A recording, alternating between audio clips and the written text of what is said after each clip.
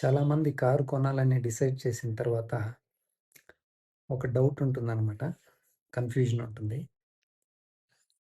A type of car కొనాలి? అంటే ఏ సైజులో కొనాలి? హ్యాచ్ బ్యాకా? సెడానా?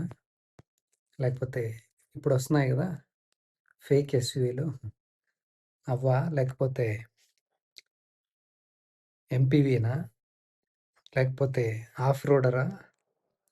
అనేసి చాలా కన్‌ఫ్యూజన్ ఉంటాయన్నమాట. ఏ బాడీ స్టైల్‌లో కొనాలి అనేసి. అది ముందు క్లారిటీ తెచ్చుకోవాలి. సైజ్ గూడా. ఎంత సైజ్ ఉండాలి? ఏ బాడీ స్టైల్ ఉండాలి అనేది ఫస్ట్ క్లారిటీ దానిపైన రావాలనమాట. నెక్స్టు ఎంతమంది ట్రావెల్ చేస్తారు ఆ కార్‌లో? ఇద్దరా? ముగ్గురా? నలుగురా? 5 మందా? బేస్డ్ ఆన్ థాట్ మీరు సైజ్‌ని సెలెక్ట్ చేసుకోవాలి. దానికి సరిపడా బూట్ స్పేస్ కూడా ఉండాలనమాట. కాబట్టి సైజ్ అనేది చాలా ఇంపార్టెంటు. ఏ సైజ్ కావాలి? ఎంతమంది ట్రావెల్ చేస్తున్నారు అనేది ప్లాన్ చేసుకోండి. నెక్స్టు ఎన్ని కిలోమీటర్లు తిరుగుతారు పర్ డే, పర్ మంత్? అది కూడా కాలిక్యులేట్ చేసుకోండి. యూ నో ఎందుకు అంటే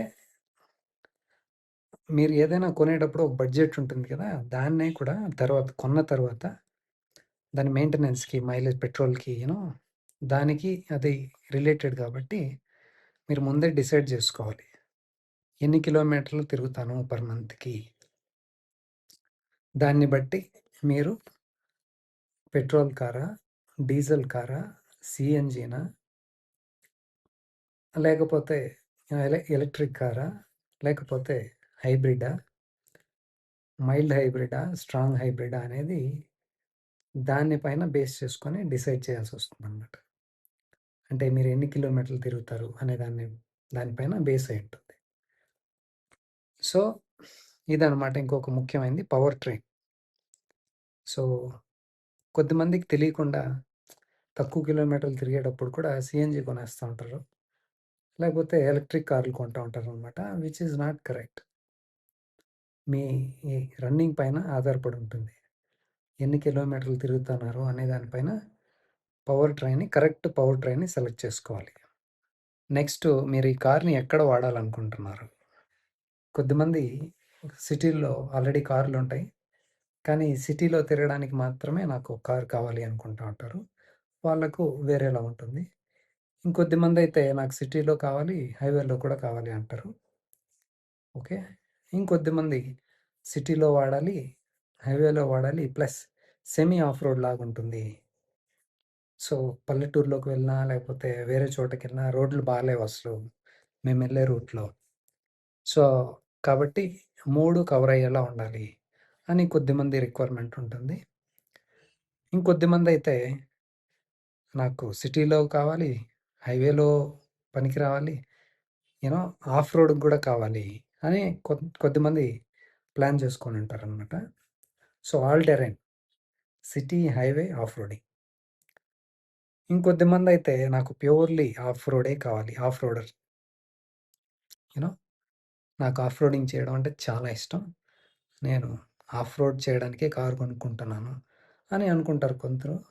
సో, దాన్ని గూడా బేస్ చేసుకొని మీ రిక్వైర్మెంట్ ఏమనేది ఫస్ట్ తెలుసుకోండి క్లియర్‌గా. ఎక్కడ వాడాలి? ఎందుకు వాడాలి? ఎంతమంది వాడాలి? ఏ సైజ్ కావాలి? ఏ పవర్ ట్రైన్ కావాలి? ఎన్ని కిలోమీటర్లు తిరుగుతున్నాము? సో, అది ఒకటనమాట. నెక్స్ట్ రిలయబిలిటీ అండ్ డ్యూరబిలిటీ అది చాలా ఇంపార్టెంటు. మీరు ఎన్ని రోజులు వాడాలనుకుంటున్నారు కార్‌ని? కొద్దిమంది ఫ్యూ ఇయర్సే వాడి అమ్మేస్తా ఉంటారు.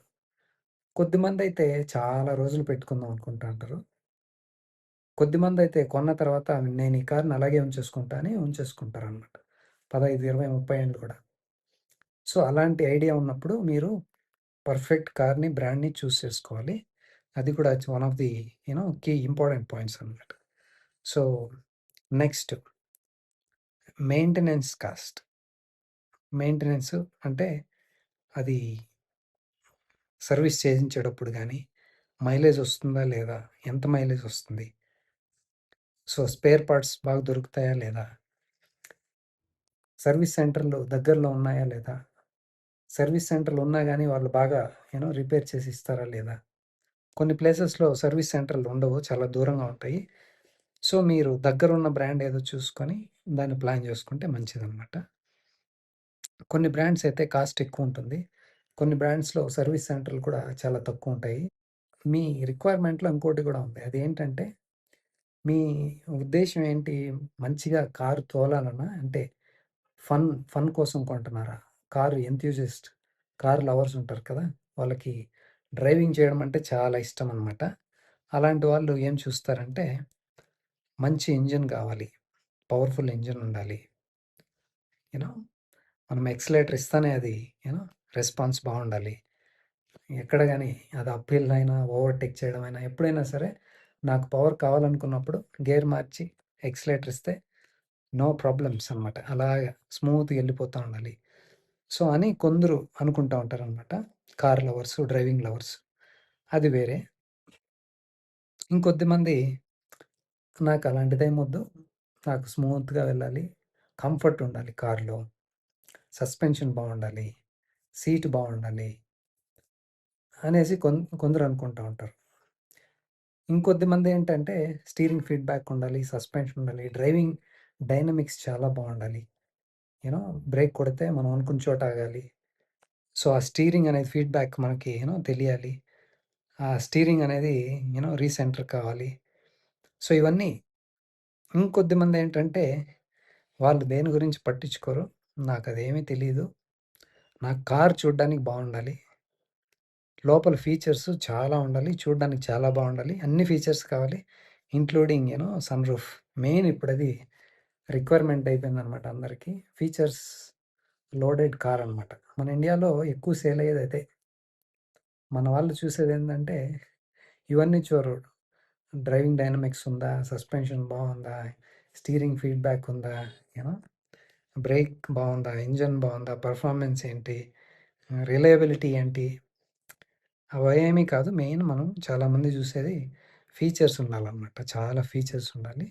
సో, కొద్దిమంది అలా గూడా డిసైడ్ చేస్తా ఉంటారనమాట.